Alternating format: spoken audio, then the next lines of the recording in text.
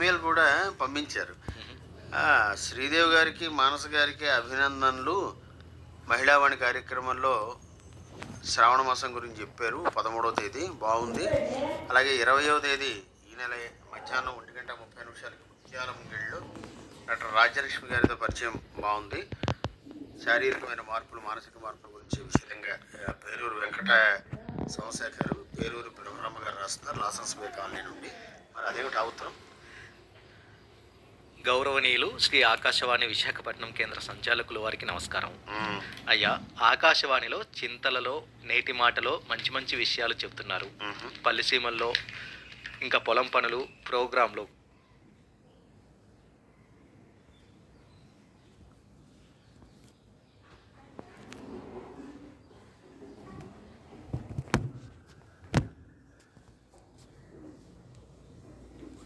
యువవాణిలో కూడా ఉపయోగకరమైనవి ప్రసారం చేస్తున్నారు.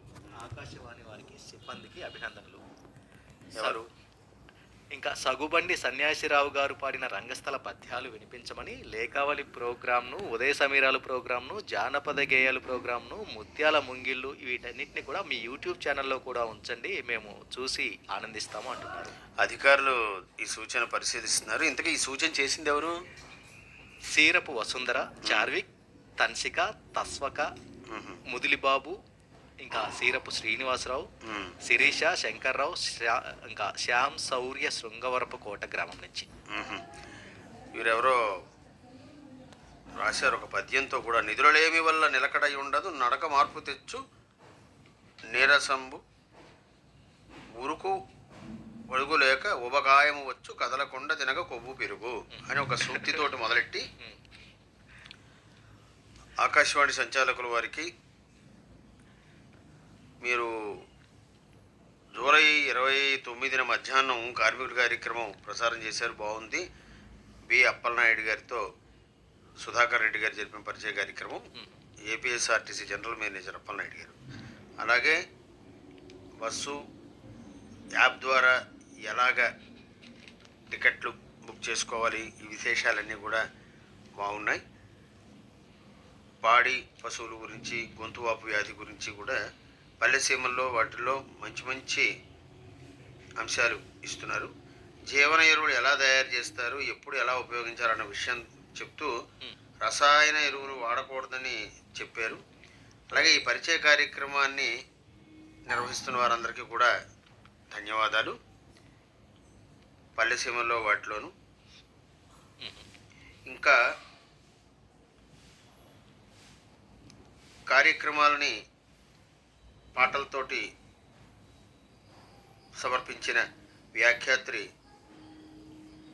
పద్మిని గారికి ధన్యవాదాలు. ఆకాశవాణి విశాఖపట్నం కేంద్ర సంచాలకులకి నమస్కారాలు. కార్యక్రమాలన్నీ కూడా బాగున్నాయి అని రాశారు. వీరు ఈ రాసిన వారు వారి పేరు చిరునామా పూర్తిగా చిన్న దళతు అని అన్నారు.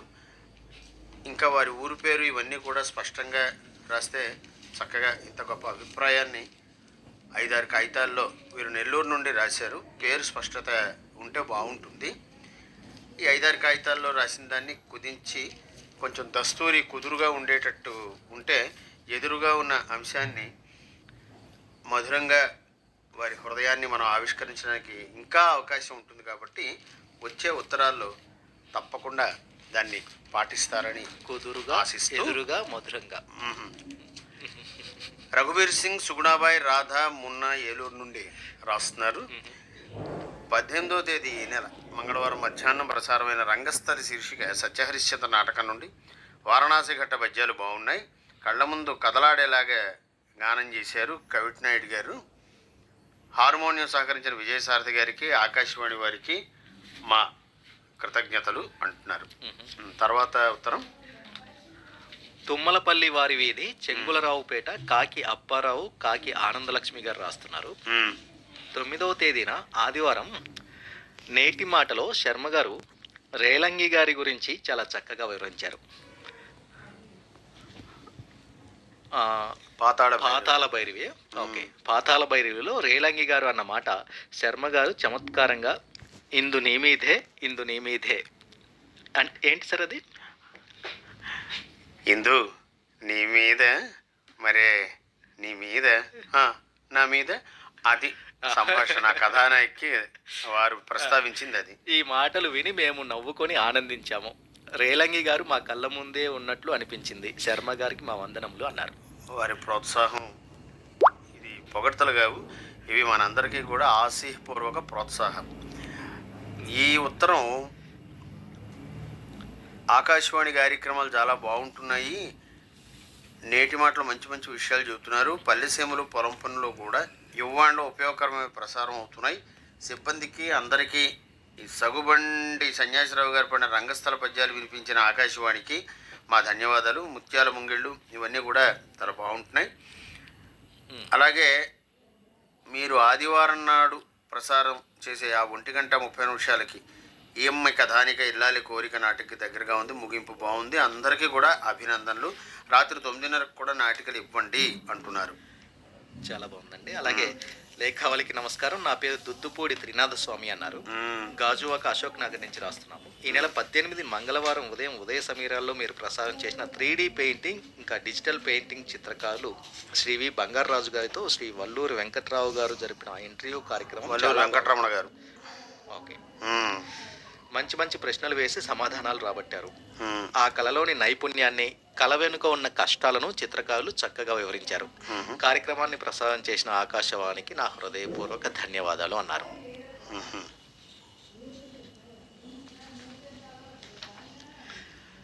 ఎవరు? దుద్దుపూడి అవునండి, త్రినాథస్వామి గారు.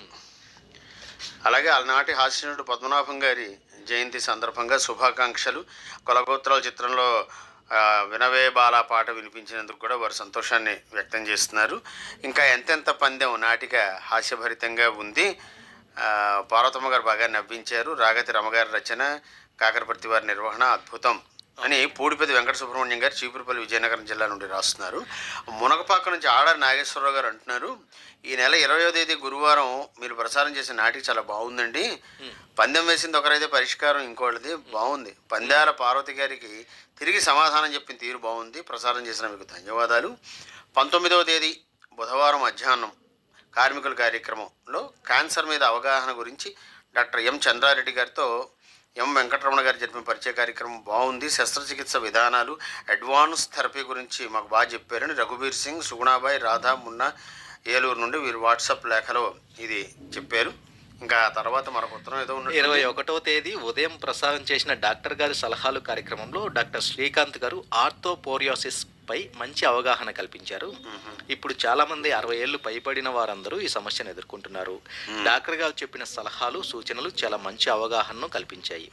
ఆకాశవాణి వారు అద్భుతమైన కార్యక్రమాలతో శ్రోతలను చైతన్యపరుస్తున్నారు. ఇటువంటి మంచి కార్యక్రమాలు ప్రసారం చేస్తున్న ఆకాశవాణికి ధన్యవాదాలు తెలియజేస్తున్నామన్నారు. శ్రీకాకుళం జిల్లా పొట్నూరు శ్రీనివాసరావు టీచర్, పద్మావతి, నమిత, అభిషేక్, అఖిల.